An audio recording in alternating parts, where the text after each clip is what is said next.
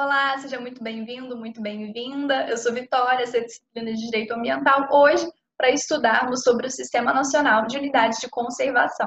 E antes da gente entender o que é o Sistema Nacional, o que são unidades de conservação, de acordo com a lei do SNUC, queria trazer aqui para a gente qual é o contexto maior que se insere essa lei. E aí a gente volta o nosso olhar para o que está previsto na Constituição, no artigo 225. Ela vai justamente concretizar, dar tratamento para aquilo que já está previsto na Constituição. E aí a gente tem, por exemplo, a questão do manejo ecológico, diversidade genética, a proteção especial de espaços territoriais por sua relevância ecológica. É isso que vai tratar a lei do SNUC. Essas previsões que eu mencionei, que estão na Constituição, elas estão especificamente no parágrafo 1º, aqui, ó, incisos 1, 2, 3 e 7. O parágrafo 1º, como a gente teve a oportunidade de comentar no vídeo sobre proteção ambiental na Constituição, trata de incumbências do poder público. E aí ele vai criar leis, instrumentos, mecanismos para poder conseguir cumprir essas incumbências dadas pela Constituição.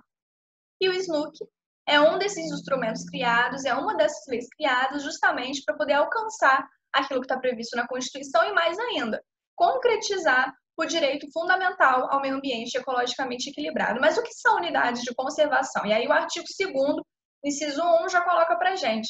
A unidade de conservação ela é um espaço territorial, junto com seus recursos, incluindo suas águas jurisdicionais, que possuem características naturais relevantes. Elas vão ser instituídas pelo poder público e a principal finalidade da criação dessas unidades de conservação é conservar mesmo, é preservar aquele ecossistema por suas características naturais relevantes. E aí, dentro do Sistema Nacional de Unidades de Conservação, eu queria começar aqui com vocês falando sobre os tipos de uso. Ainda no artigo 2º, lá aparece que é possível o uso indireto, o uso direto e o uso sustentável. Isso a gente vai conseguir compreender melhor conforme a gente for ali destrinchando as classificações das unidades de conservação, mas é importante desde já a gente guardar essa informação. O uso indireto é o que não envolve atividades de consumo, coleta, dano, destruição de recursos naturais. O uso direto é o contrário, vai envolver essas atividades. E o uso sustentável é aquele que vai explorar os recursos, mas que vai garantir a perenidade desses recursos, ok? E aí, como que é feita a gestão do SNUC, né? Como que funciona esse sistema? A gente tem alguns órgãos que participam disso. O nosso último vídeo foi sobre Política Nacional do Meio Ambiente e Sistema Nacional do Meio Ambiente. Os órgãos do Sistema Nacional do Meio Ambiente participam aqui do SNUC. Né? Pelo Sistema Nacional do Meio Ambiente, a gente tem um órgão que é consultivo e deliberativo, a gente tem órgão central, a gente tem órgão executor, a gente tem órgão local e estadual, a gente tem um órgão superior. E quais desses órgãos estão aqui? O artigo 6º coloca para a gente que vai participar da gestão do SNUC o órgão consultivo e deliberativo. Quem que é o órgão consultivo e deliberativo? O CONAMA.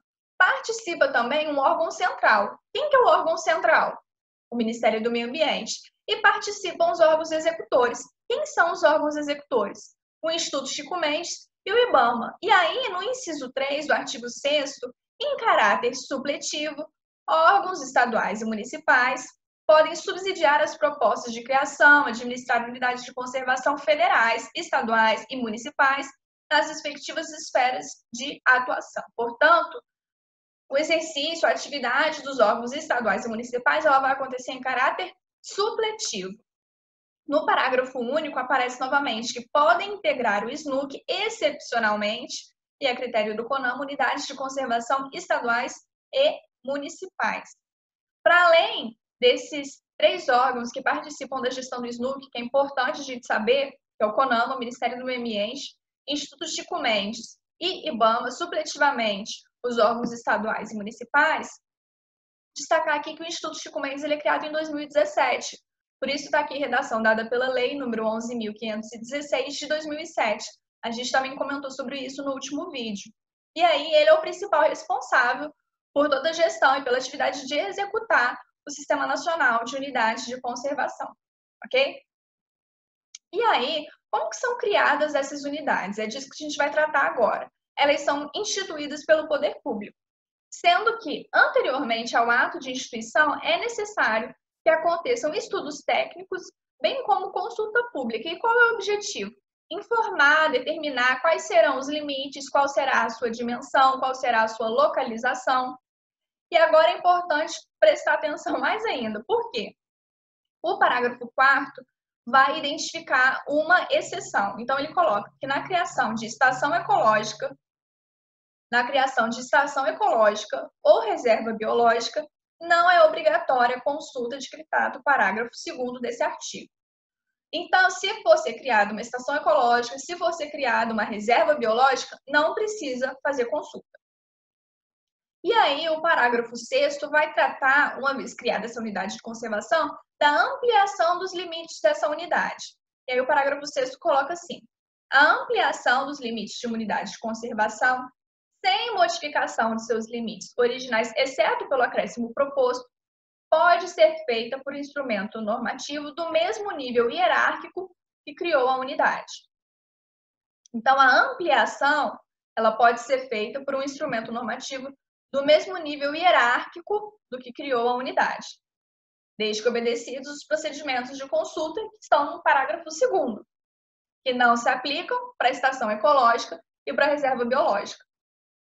Foi criada uma unidade, o poder público pretende ampliá-la. O que ele vai fazer? Por meio do mesmo ato que ele instituiu a unidade, que não precedido de consulta e estudo técnico, sendo que a consulta não se aplica para a estação ecológica e reserva biológica. Agora, a desafetação, parágrafo 7º, ou a redução dos limites, só pode ser feita por lei. Isso aqui é super importante. Então, a desafetação ou a redução dos limites só pode ser feito mediante lei específica. Lei específica. Para criar uma unidade de conservação, ato instituinte do poder público. Para aumentar o tamanho dessa unidade de conservação, um ato do poder público que é idêntico àquele que criou a unidade. Para eu reduzir, desafetar uma unidade de conservação somente mediante lei específica. E aí a gente já viu o que é uma unidade de conservação, a gente já viu quais são os usos possíveis de acontecer dentro de uma unidade de conservação, como ela é criada, quem que gere todo esse sistema. E aí a gente vai conhecer efetivamente essas unidades de conservação. Esse é o desenho que a gente tem do Sistema Nacional de Unidades de Conservação e a gente passa agora o estudo de cada uma delas, divididos aí em 2 grupos, de proteção integral ou de uso sustentável. Unidade de proteção integral, a gente começa com a estação ecológica. O objetivo dela é preservar a natureza e realizar pesquisas científicas. A estação ecológica é de domínio público, posse também, então áreas particulares que estiverem na estação ecológica vão ser desapropriadas. Estação ecológica, área privada é desapropriada. Também não é permitida a visitação pública, porém, se tiver um objetivo educacional, segundo o que dispuser o plano de manejo ou o regulamento específico da unidade, vai poder acontecer. Então, em regra, a visita não pode, mas se tiver um objetivo educacional, tudo bem, aí ela pode acontecer. A pesquisa científica, que é uma das finalidades, dos objetivos da criação da estação ecológica, depende de autorização prévia do órgão responsável pela administração da unidade e está sujeita a condições e restrições por ele estabelecidas. E aqui eu fiz um asterisco, como a gente já viu, para criar uma estação ecológica, não precisa de, antes disso, ser realizada a consulta pública. É o que está aqui no nosso asterisco. A reserva biológica, ela tem o interesse de preservar integralmente a biota e os atributos que estiverem ali existentes, sem interferência humana direta ou modificações ambientais. Em geral, em resumo, é isso. Ela também é de posse de domínio público, portanto, áreas particulares que estejam ali devem ser desapropriadas. Também é proibida a visitação pública, exceto com objetivo educacional. A pesquisa também depende de autorização e não é obrigatória a consulta para sua criação. Veja que ela é bastante parecida com a estação ecológica, só que ela tem um objetivo distinto. O Parque Nacional. O Parque Nacional ele visa preservar ecossistemas que têm uma grande relevância ecológica ou uma grande beleza cênica, e grande beleza cênica. Também é de posse de domínio público, o que significa áreas particulares incluídas no seu limite vão ser desapropriadas. A visitação também está sujeita a limitações, a normas e restrições que estão estabelecidas no plano de manejo.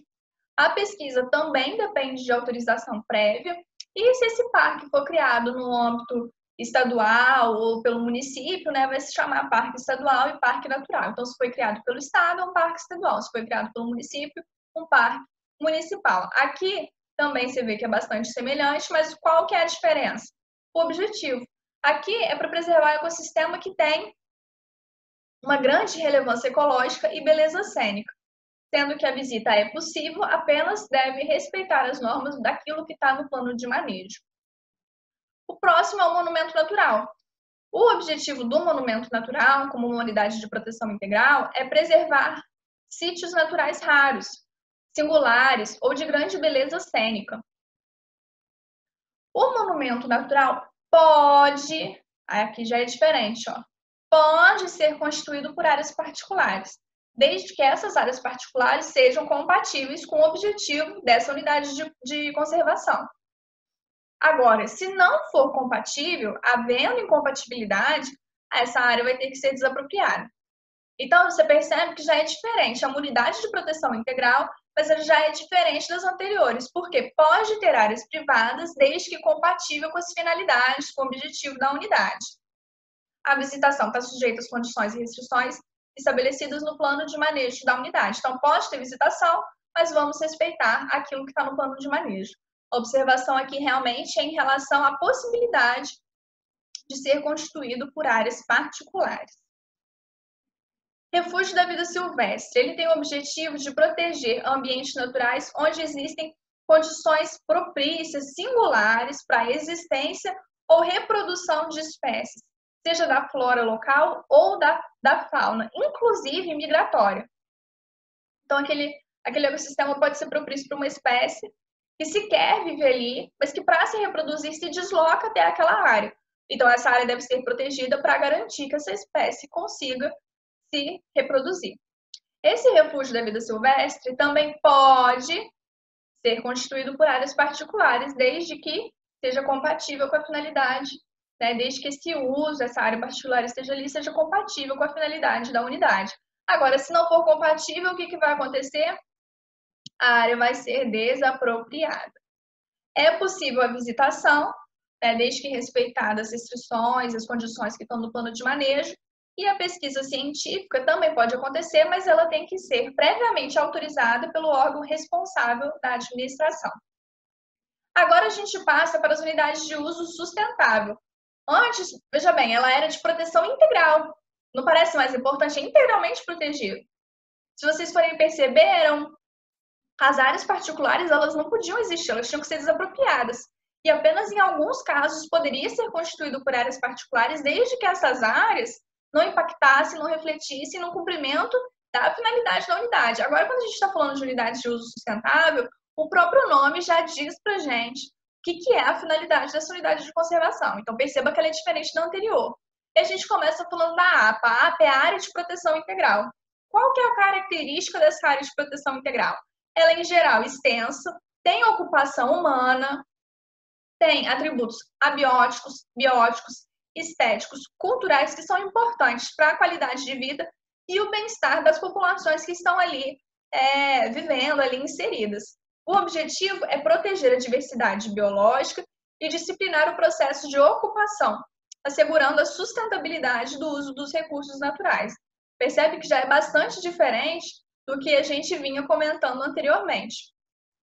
É uma área que pode ser constituída tanto por terras públicas como por terras privadas, pode ter normas e restrições quanto à utilização de uma propriedade privada localizada em APA. Então, essa propriedade pode sofrer algum tipo de restrição, respeitando os limites que a própria Constituição impõe. Aqui também o parágrafo 3º coloca que as condições para a realização de pesquisa científica e visitação pública serão estabelecidas por o órgão gestor da unidade, então não significa que não vai existir nenhum tipo de limite, de restrição. Não, vai existir e o órgão gestor da unidade vai definir isso. E nas áreas de propriedade privada, porque a gente viu que a APA ela pode ser constituída por terras públicas ou privadas, nessas que forem constituídas por terra privada, vai caber ao proprietário dispor sobre as condições de pesquisa e visitação, ok? Então, se for uma terra pública, quem vai fazer isso é o órgão gestor da unidade. Agora, se for uma terra privada, o proprietário é que vai determinar quais são essas condições. Aqui na APA, eu trouxe uma informação a respeito de competência para licenciamento. Isso está na lei complementar, que a gente viu também quando a gente falou sobre competências ambientais. Lei Complementar 140 de 2011. Aqui eu trouxe que o ente federado que cria a unidade de conservação é que vai ter a competência para realizar o licenciamento de uma atividade que pretenda se realizar ali dentro. Agora, isso não vai acontecer quando a gente estiver falando de área de proteção integral. Porque no caso das APAs, é a localização do empreendimento que vai determinar, o que vai autorizar a intervenção e o licenciamento. Então, quem cria a unidade de conservação, em regra, é quem licencia a atividade que vai ali ser realizada e dá autorização. Agora, no caso da APA, não interessa quem criou a APA. O que determina quem licencia a atividade é a localização do empreendimento, ok?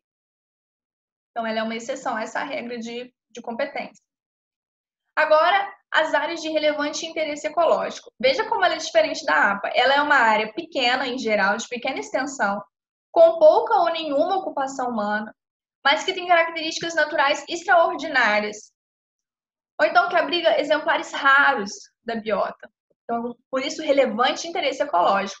E aí você quer manter esses ecossistemas que são importantes no ponto de vista regional ou local. De acordo com o parágrafo 1º, novamente, pode ser constituído tanto por terras públicas como por terras privadas.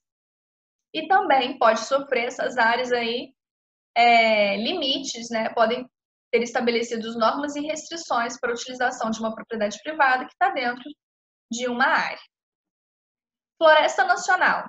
A Floresta Nacional, ela tem uma cobertura, uma área que tem uma cobertura florestal, com espécies que são predominantemente nativas, e o objetivo é o uso múltiplo sustentável dos recursos da floresta com realização de pesquisa científica. E aí, ó, ela é diferente dos dois anteriores. O parágrafo 1º coloca que ela é de posse e domínio público, só que as áreas particulares incluídas em seus limites devem ser desapropriadas, né? Os últimos, a gente na AP, na área, a gente não viu falar nada de desapropriação, mas aqui aparece na Floresta Nacional. É admitida a permanência de populações tradicionais que habitam quando de sua criação. Também é importante. Então, populações tradicionais podem continuar ali, mesmo que tenha sido transformada em uma unidade de conservação.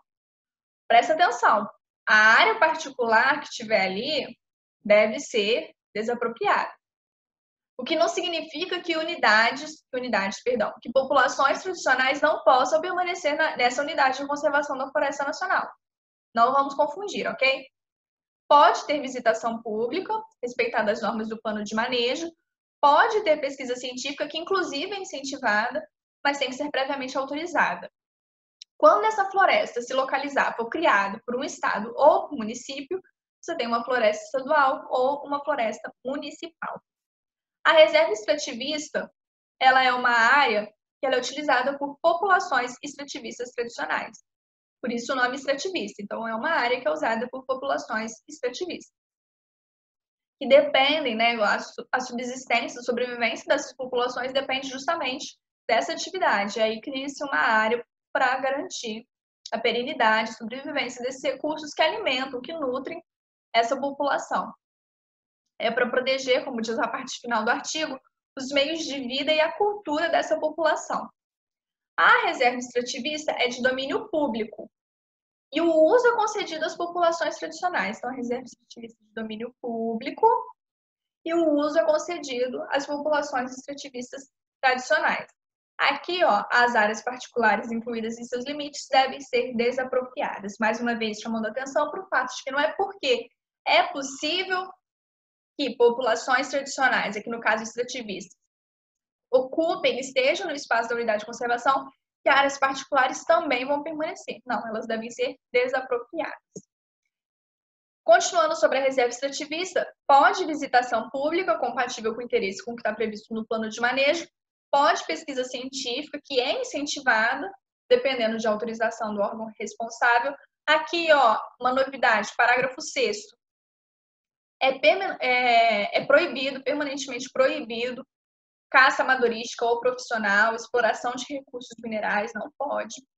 Exploração comercial de recursos madeireiros só vai ser admitida em base sustentável, numa situação excepcional, porque o que se visa, né, o objetivo principal é que seja protegido os meios de vida e de subsistência dessas populações. E esse tipo de atividade pode colocar em risco justamente o meio de vida e de subsistência dessas populações. Então, atenção, as populações tradicionais vão ficar ali vivendo, porque o objetivo é proteger esses meios de vida, áreas privadas vão ser desapropriadas, de jeito nenhum pode acontecer caça amadorística ou profissional, bem como exploração de recursos minerais, sendo que no caso dos madeireiros, se houver alguma situação excepcional, aí pode acontecer exploração.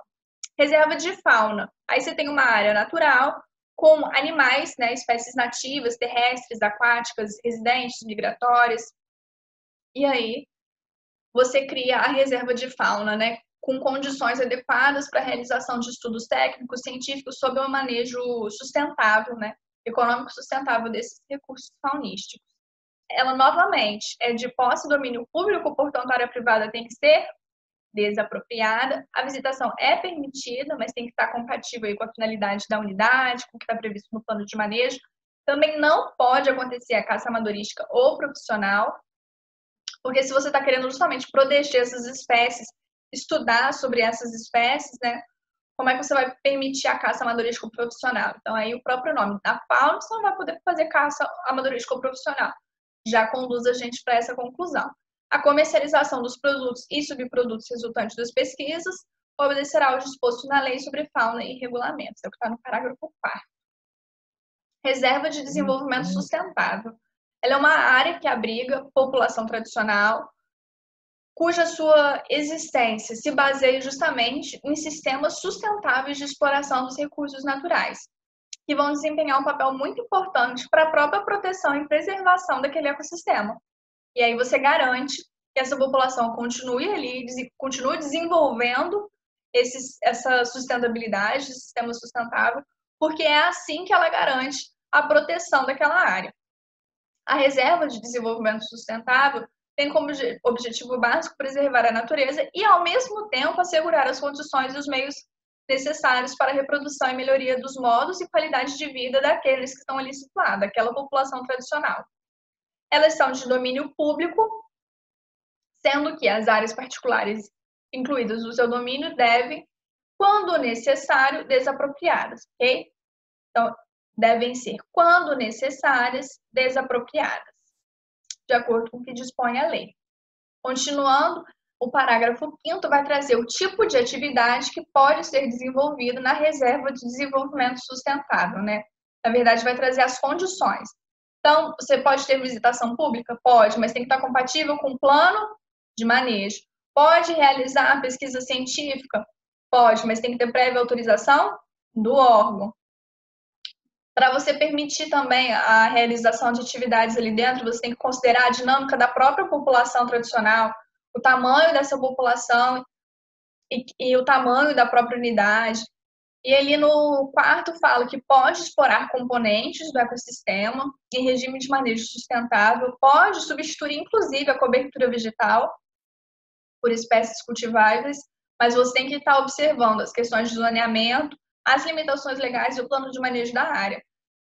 Essa previsão chama atenção de que não significa que é porque é uma unidade de conservação, inclusive com a presença de populações tradicionais, que você tem que proteger integralmente, né? Não, você pode fazer uso da área, pode inclusive retirar a cobertura vegetal do solo, mas você tem que respeitar tudo que está previsto no plano de manejo.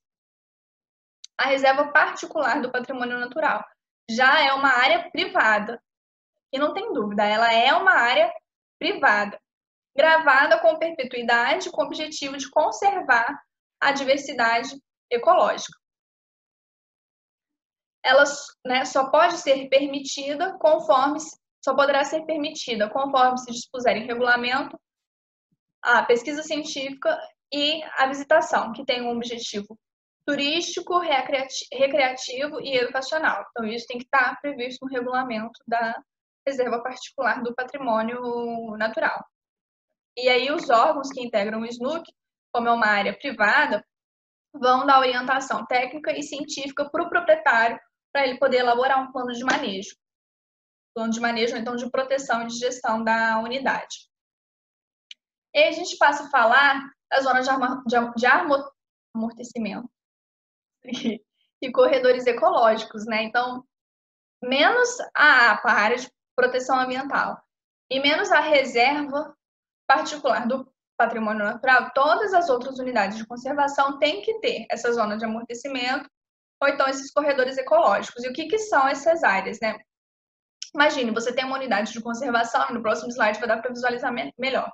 Você precisa de ter uma zona de amortecimento que fica ali em volta dela, para evitar que as atividades humanas que sejam realizadas no entorno impactem ali dentro da unidade, ainda que essa atividade não seja realizada no seu interior. E o corredor ecológico é quando a gente tem unidades de conservação próximas umas das outras, inclusive que possuem espécies que se deslocam de uma para outra, e aí você tem um corredor ecológico para garantir que a espécie consiga fazer essa travessia. Então, no artigo 2º, inciso 18, vai falar que a zona de amortecimento é o entorno da unidade de conservação, onde as atividades humanas vão estar sujeitas a normas e restrições específicas, para minimizar os impactos negativos. E o corredor ecológico são porções de ecossistemas naturais ou seminaturais que vão ligar unidades de conservação. E aí vai permitir o fluxo gênico, o movimento de biota. Aqui na imagem, ó, dá para a gente ver. Primeira imagem é uma zona de amortecimento. Ali no meio é a unidade de conservação, no entorno a zona de amortecimento. Você vê que em volta não tem mais nada, imagina.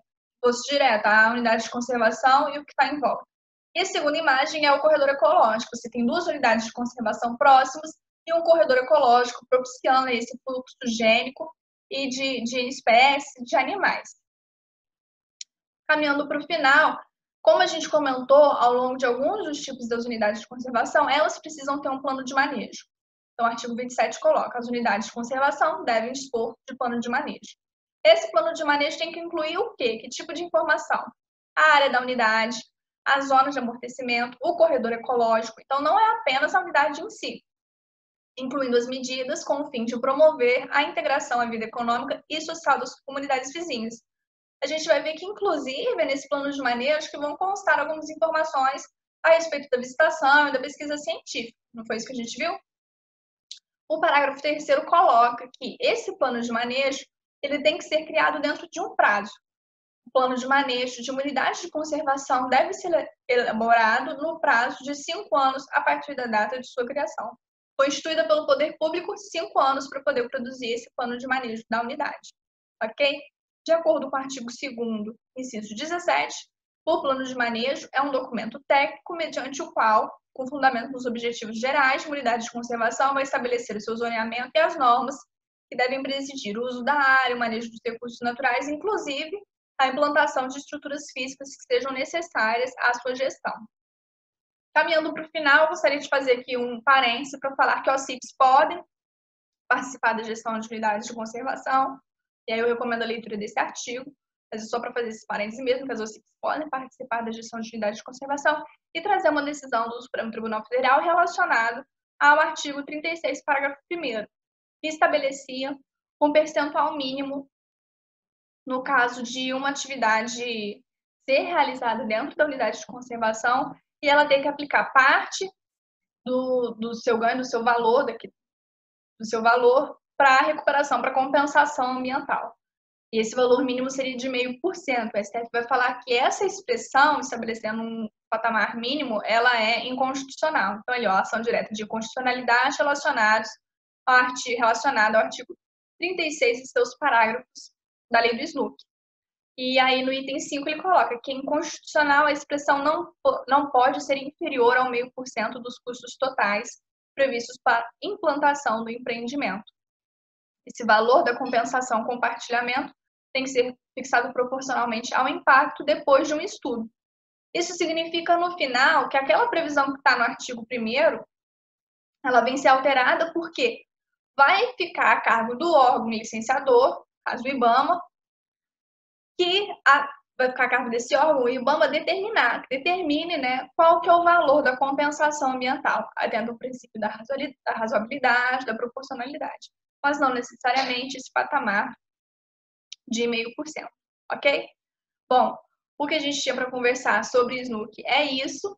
Espero que vocês façam bons estudos, leiam esses artigos que a gente comentou aqui durante o vídeo sobre unidades de conservação. Espero vocês no vídeo de resolução de exercícios. Um beijo e até lá!